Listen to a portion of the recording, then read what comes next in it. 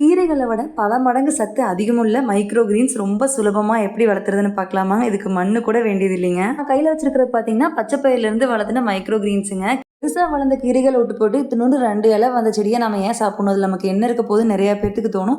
ஆராய்ச்சியாளர்கள் பல எக்ஸ்பெரிமெண்ட் பண்ணி அதை ஒத்துக்கிட்ட ஒரு விஷயம் தாங்க. இதில் அந்த அளவுக்கு சத்துக்கள் இருக்குது. வளர்த்துறதுக்கு நான் 1 டம்ளர் அளவுக்கு பச்சை பயிரை நைட் ஃபுல்லாக ஊற வச்சு எடுத்துக்கிட்டேங்க. அடியில் இது போல் பிளேட் வச்சுட்டு காயெல்லாம் வாங்கிட்டு வந்தால் போட்டு வைக்கிறதுக்கு இது போல் ஓட்ட ஓட்டையாக ஒரு பேஸ்கெட் வச்சுப்போம் பார்த்தீங்களா, இதை மேலே வச்சுக்கோங்க.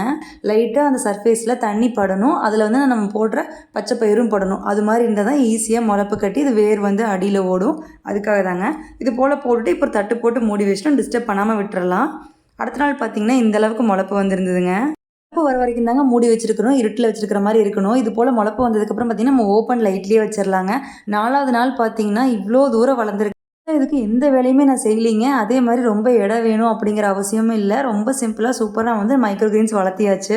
மைக்ரோ கிரீன்ஸ் வந்து ஏன் பெஸ்ட்டு அப்படின்னு கேட்டிங்கன்னா ரொம்பவே கலோரிஸ் வந்து கம்மிங்க. அதுவே வந்து ஃபைபர் வந்து கீரையை விட அதிக அளவில் இருக்குது. டைஜஸ்டிவ் ப்ராப்ளம் வந்து நீங்கள் பயப்படவே வேண்டியதில்லை. நல்லாவே டைஜஸ்ட் ஆகி வருங்க. இப்போ வந்து நான் எல்லாத்தையும் வந்து ஹார்வெஸ்ட் பண்ண போகிறேன். இது மாதிரி நீங்கள் எடுத்து வச்சுட்டு கொஞ்சம் 2-3 நாள் வரைக்கும் ஸ்டோர் பண்ணலாம். பட் பெட்டர் நீங்கள் எடுத்த உடனே அப்படியே ஃப்ரெஷ்ஷாக சமைச்சு சாப்பிட்றது ரொம்பவே நல்லதுங்க. ஆல்ரெடி பார்த்தீங்கன்னா வெந்தயத்தில், கடுகுல, அதுக்கப்புறம் சியா சீட்ஸ்லேருந்து மைக்ரோ கிரீன்ஸ் வளர்த்தி வீடியோ போட்டிருக்கிறேன். அந்த வீடியோ வேணுன்னா சேனல் நேம் கீழே லிங்க் இருக்குது, டச் பண்ணி செக் பண்ணி பாருங்கள்.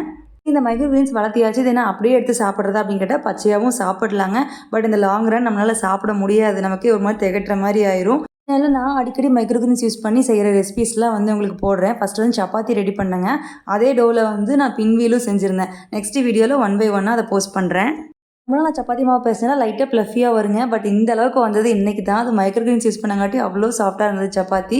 இது பார்த்திங்கன்னா அதே மாவில் செஞ்ச பின்வீல். இதை வந்து லஞ்ச் பாக்ஸ் ரெசிபியாகவும் போட்டிருந்தேன். இப்போ இந்த மைக்ரோ கிரீன்ஸ் வளர்த்தும் போது அடியில் வேர் இருக்கும் பார்த்தீங்களா, இதை வந்து அப்படியே தூக்கி போடுறத விட நம்ம வெளியே வளர்த்துற செடிக்கு சுற்றியும் மல்ச்சிங் மாதிரி போட்டு விட்டிங்கன்னா நல்ல நியூட்ரிஷன் கிடைக்கும். பிடிச்சிருந்தா மறக்காமல் லைக் பண்ணிக்கோங்க.